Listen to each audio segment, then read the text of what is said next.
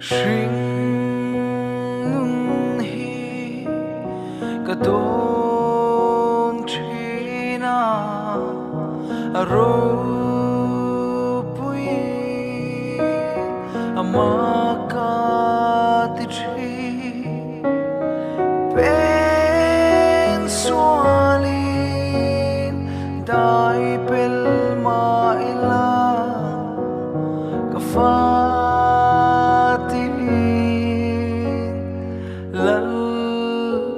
min ko katani van shaem lalpa iro poesia min mutir chin van noai til song an suayang nang ero sa tuwani